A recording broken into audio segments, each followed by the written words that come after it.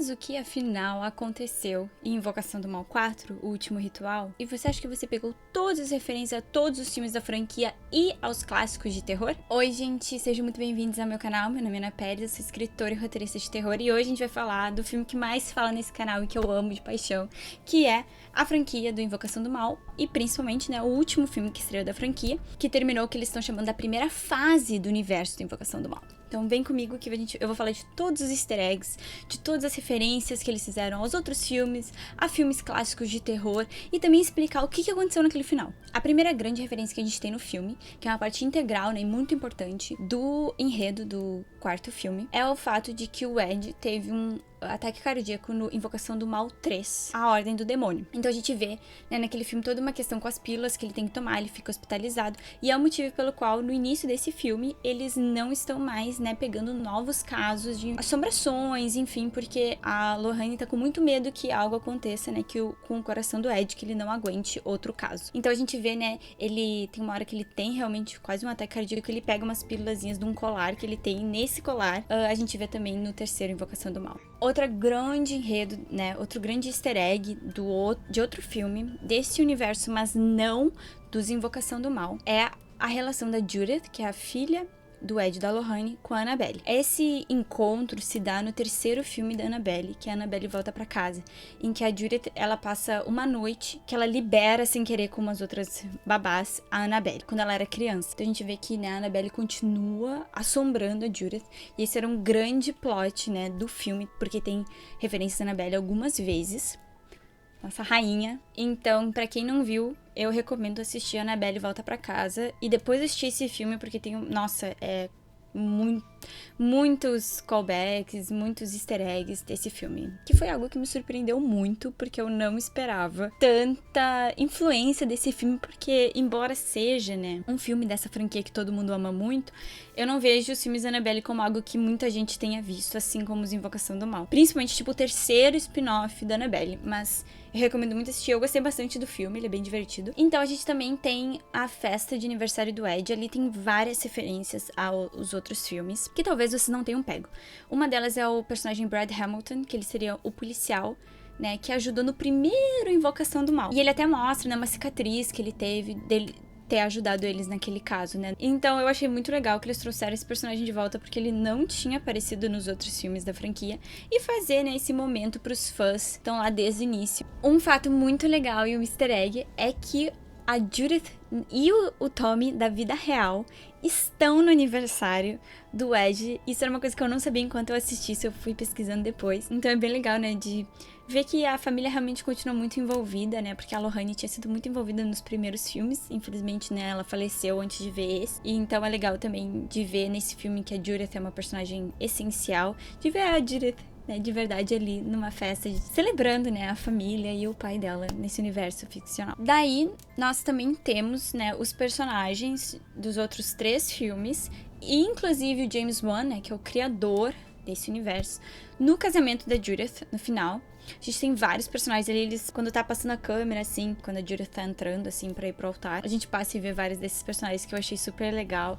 E um momento, assim, realmente de fechamento dessa franquia que a gente gosta tanto. Todos esses momentos, esses easter eggs, eu acho muito legais fazer nesse final de franquia, porque ele faz uma homenagem aos fãs, eu acho, e também aos outros filmes. Tá, e agora a gente também, né, tem alguns easter eggs de filmes clássicos de terror. O primeiro que aparece, se eu não me engano, é o do Poltergeist, que a gente tem a cena da uma das filhas da família Smurl sentada numa sala escura assistindo uma TV de tubo. Eu até comentei que essa foi uma das cenas que eu mais gostei do trailer. Essa claramente, né, é uma referência ao filme icônico dos anos 80, Poltergeist. E também, né, esse caso, ele se passa ali ele vai até 89, então ele também tá nos anos 80, então eu acho que foi uma ótima referência fazer pra um filme tão icônico dos anos 80 que nem Poltergeist. Nós temos também, né, eu acho que toda vez que aparece muito sangue num filme, assim, tipo, literalmente uma onda de sangue, a gente lembra sempre do Iluminado, da cena do elevador, e a gente tem essa cena, né, tanto da Lorraine no porão, né, cheio de sangue, como também quando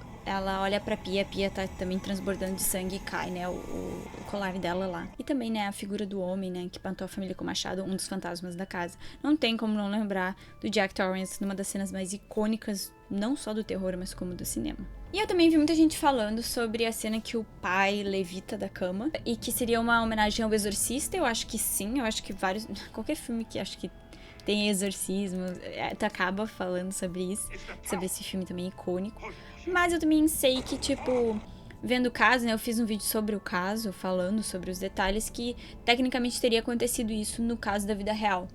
Então eu não sei quanto foi realmente uma homenagem e quanto foi só eles, né, refazendo o que foi falado que aconteceu. Daí a gente tem uma cena bem no início em que a mãe tá no porão da casa e ela vira e a gente acha que tem uma figura lá. Ela também fica assustada, acha que tem uma pessoa lá e no fim é um pôster.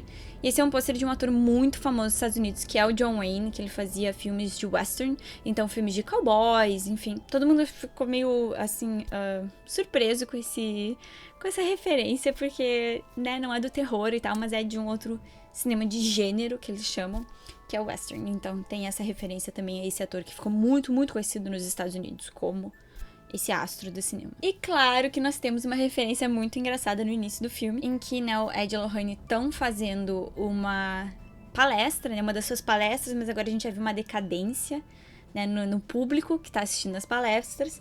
E uma das pessoas fala, eles são os Ghostbusters. Então, de novo, né, um filme dos anos 80, icônico, que eles trazem pra meio, acho que também situar a época em que esse filme se passa, já que, né, os outros vai meio que pipocando por décadas. Bom, mas o que aconteceu naquele final? Bom, o filme começa, né, com a Lorraine grávida, e daí a gente descobre que quando a Judith nasceu, na verdade, ela ficou morta por alguns minutos, e depois, né, e eles estavam trabalhando nesse caso com esse demônio, e depois de algum tempo, a Judith reviveu, né, ela rezou bastante, a Judith voltou à vida. E desde então, a Judith, né, tem também uma sensibilidade sensitiva, né, pro paranormal.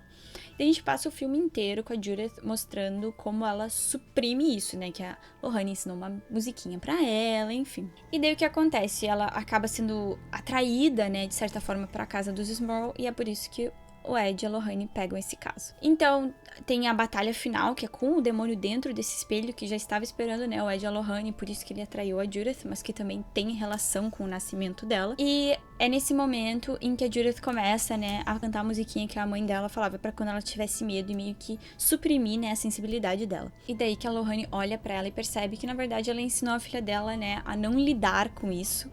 E daí, né, que a Judith tem esse momento bem climático, assim, né, bem hollywoodiano de não, vou enfrentar os meus problemas. E ela enfrenta e não esse momento que os três conseguem lidar, né, e acabar com esse espelho, acabar com esse demônio. Mas também eu acho que é um momento de que eles abrem a franquia para um futuro de possibilidades com a Judith, né, porque se ela conseguiu fazer isso, ela aparentemente, né, se abriu para esse campo espiritual, tu acaba podendo, né, usar essa personagem no futuro também. E daí, o final do filme, a gente vê, né, tem uma cena, acho, muito emotiva, a Lorraine falando que ela teve esse sonho, né, que ela viu, assim, várias coisas acontecendo na família, que ela teve netos, que acabou tudo bem. Então, esse final, na verdade, ele é pra dar um fechamento de que com esses atores não se vai ter mais filmes, a gente não vai ver mais a vida deles. Mas que eles dão esse fechamento pro Ed e pra Lorraine e fazem uma abertura pra Judith continuar com a franquia. E é um final feliz, né? É um final emotivo, porque aquele momento de passar, né, a tocha pra próxima geração. E por isso que teve essa importância tão grande no que acontecia com a Judith. E mostra que eles vão ter esse futuro feliz e que realmente pros Warren, né, o Ed e a Lorraine acabou. Mas é isso, vocês ficaram com mais alguma dúvida sobre esse final? Vocês viram algum easter egg que eu não peguei? Deixa nos comentários, que eu adoro ouvir e comentar com você sobre esses filmes que a gente gosta tanto de terror. É isso por hoje, nos vemos na próxima semana.